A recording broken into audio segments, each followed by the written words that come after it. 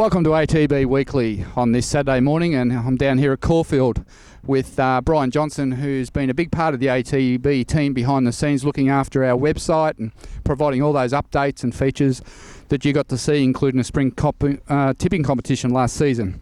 Brian, welcome to ATB Weekly. Thanks, Darren. Thanks for having me. It's been a pretty good 12 months, I would have thought, especially the trip to Ascot. So looking forward to another big year. We've had a lot of fun, haven't we? We've been to Darwin, been to Ascot, and we've had a lot of fun. Yeah. We had a big good time in Darwin.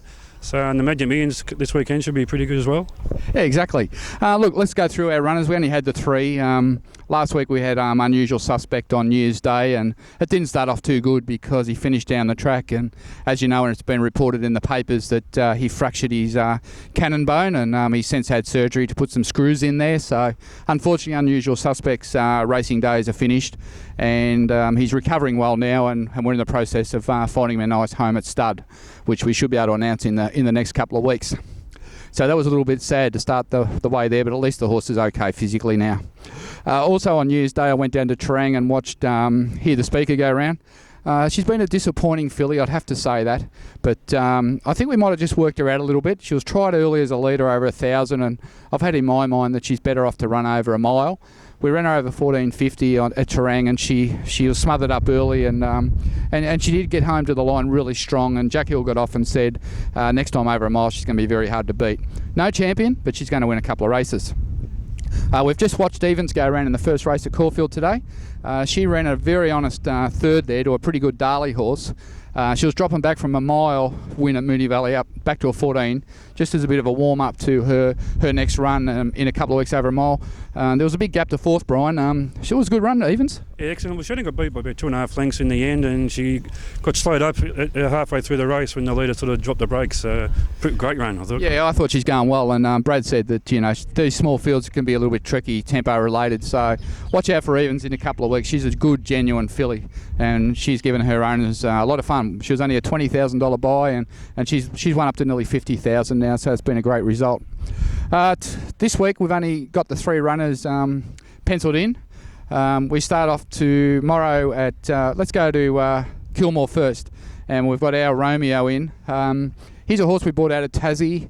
He was a sprinting 2-year-old leader. He won in Tassie, Brian. But since he come to Weir, we've looked at his pedigree and said that he's probably better suited over more ground. Rode him back last start, and he pulled his head off, and he hit the line okay to run fourth. Tomorrow the blinkers are off. Brad Rawiller goes on. We'll ride him back, and I think that's a winnable race. Yeah, he's got the talent to do it. So it's just a matter of he can get the right run, and he can sort of handle the pressure of the race and get home hard. Well, there you go. That's Brian Johnson. That's why our horses shorten up in the betting all the time. Then we'll be down at Warrnambool. I'll be actually down at Warrnambool tomorrow with Schwa City and Charge West. Charge West, 4 starts for a placing. Been a little bit unlucky. But what are your thoughts on her race tomorrow? You've done the form at Warrnambool. I think if things go her way, she's going to be very hard to beat. So I expect her to finish top 3. Top 3? I thought you'd say just wins. Well, she just wins. There you go, mate. Charge West in great order. Another filly that's going well, wasn't expensive, and very pleased with her. Later on, we got Schwa City. She ran here at Caulfield on Boxing Day, finished down the track, ran okay. You saw the race. What were your thoughts? Well, she got it. She was a bit slow out, and then they went pretty hard up in front too, and she was used up early to get on the pace, and she finished just behind one of my horses, East Star. So it was a pretty good effort by both fillies actually. So I think tomorrow she's in with a big chance. She'll be able to settle in the first 4 early, and then she may just win. Well, I think Caulfield was a bit hard for her in terms of the track, and she gets back to Warrnambool, and that's a big drop in class. So she'll run well. Now, next week we'll be off to the Magic Millions of the Gold Coast. I will, Brian won't be. He's got to stay home and do the website. We've got Ticket to Toorak up there now, getting ready for the Gold Coast Magic Millions race. 2 starts, first and a second in the Clockways Classic at Ballarat. Ticket to Toorak, he looks a promising type. Yeah, well, it's 2 very good runs. A great finish to win first up at Ballarat, and then Magic Millions Day, he's had the experience of going the Sydney way again, which is going to hold him in good stead. And he's sort of halfway there, so it's just a matter of getting up there, and if he can handle the class, well, it's going to be very hard to beat. Yeah, that's a big question, well said. I just don't know whether he's got the class. No one does. The barrier will have a big say. But I can tell you now, he's fit, He's happy. He's the fresh horse. He hasn't been hammered to get to the race. In fact, he hasn't raced for 6 weeks. So we're confident he'll run well, but just needs to draw a really good gate and get a good run in transit. So I'll be up at the Magic Millions for the next 7 or 8 days trying to find some new yearlings for next year's season. And sometimes these yearlings get sold out before they actually get onto our website. So keep an eye on what I'm doing, and if you want to get involved, send me an email or a text or a message, and I'm sure we can really look after you. We had a lot of fun, Brian, over the spring with our tipping competition, and Andrew Downing was the winner. And him and his wife got a trip to the Gold Coast for Magic Millions Day, all expenses paid for the weekend on ATB, and Centrebet are going to throw in some betting money for him this weekend. So congratulations to Andrew. Now, Brian, exciting news. We're going to launch an autumn